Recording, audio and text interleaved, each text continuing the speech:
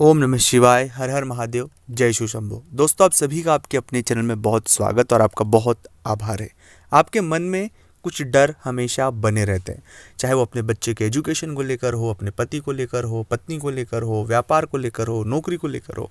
एक ऐसा डर जो सामान्य स्थिति से नहीं होता है, आपके मन में एक हमेशा भय, जब भी आप वो बात सोच लेते हैं तब आप खुद के मन में सहम जाते हैं। आपके मन में एक बहुत नकारात्मकता जगह बना लेती है। उस बात को सोचने के बाद आप उस बात से 2-3 दिन तक परेशान होते हैं, बहुत दिनों तक परेशान रहते हैं। ये चीज़ें अगर बार बार आपके जीवन में घटित हो रही है तो यह बात सीधी सी तय है कि आपके जीवन में इन सब चीज़ों का जो प्रभाव है वो किस ग्रह से हो रहा है वह तो मैं बताऊंगा ही सही, साथ में इस तरह की परिस्थिति से हमें कैसे बाहर आना है यह भी आपके लिए जानना ज़रूरी है। क्योंकि इस तरह की परिस्थिति अगर किसी भी जातक के साथ बार बार निर्मित होती रहेगी तो इसके परिणाम बहुत बुरे होंगे। और जो हम मन में सोच रहे हैं, जो चीज़ें हैं, इससे हमारी योग्यताएं कम होती है, इससे हमारे कॉन्फिडेंस लेवल कम होता है, इससे जो चीज़ें हम सही करना चाहते हैं वो सही चीज़ें सही नहीं कर सकते। तो हमेशा एक मन में अज्ञात डर, अज्ञात भय बना रहना, चीज़ों को लेकर, परिवार को लेकर, रिश्तों को लेकर, किसी भी चीज़ को लेकर एक भय हमेशा बना रहना, ऐसी परिस्थितियाँ किसी भी जातक के लिए बहुत घातक है दोस्तों। तो इस वीडियो में बहुत विस्तार से जानेंगे इस तरह की परिस्थितियों से कैसे हमें बाहर निकलना है, कौन से ग्रह इसके लिए दोषी होते हैं, कौन से ग्रहों के लिए हमें काम करना चाहिए, कौन से प्रयोग करना चाहिए कि इन परिस्थितियों से हम बहुत आसानी से बाहर आ जाएं। अगर अभी तक आपने चैनल को सब्सक्राइब नहीं किया है, चैनल से नहीं जुड़े हैं, तो आपसे एक छोटा सा निवेदन है कि चैनल को आप सब्सक्राइब करें, कमेंट्स में भोलेनाथ का नाम लिखें। अगर आप चाहते हैं अपनी कुंडली का विश्लेषण करवाना, जीवन में कोई तकलीफ, परेशानी या कोई प्रश्न जिसके बारे में आप अपने बारे में जानना चाहते हैं, तो स्क्रीन पर नंबर चल रहे हैं, आप व्हाट्सएप पर अपॉइंटमेंट लेकर बात करें। उसका फीस शुल्क लागू है दोस्तों।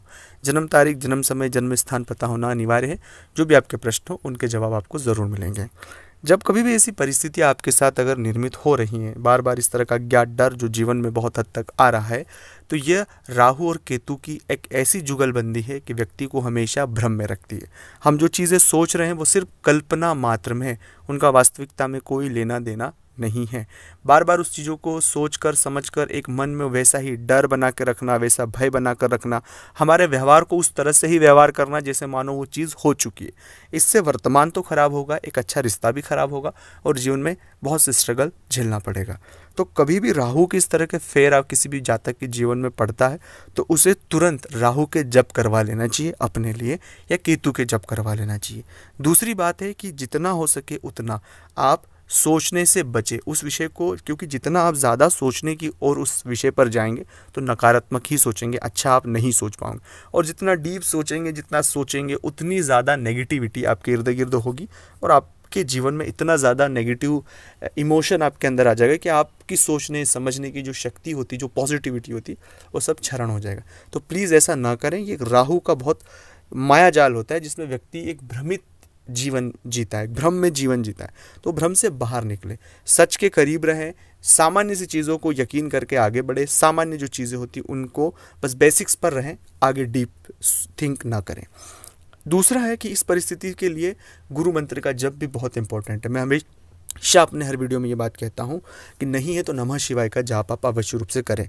अगर ऐसा फिर भी बार बार आप नहीं निकल पा रहे इस तरह की नेगेटिविटी से, तो आपको राम रक्षा स्तोत्र रोज नियमित पढ़ना चाहिए, उससे आपको बहुत फ़ायदा मिलेगा। तो ये प्रयोग करने से आपके जीवन में बहुत फ़ायदा मिलेगा। नमः शिवाय।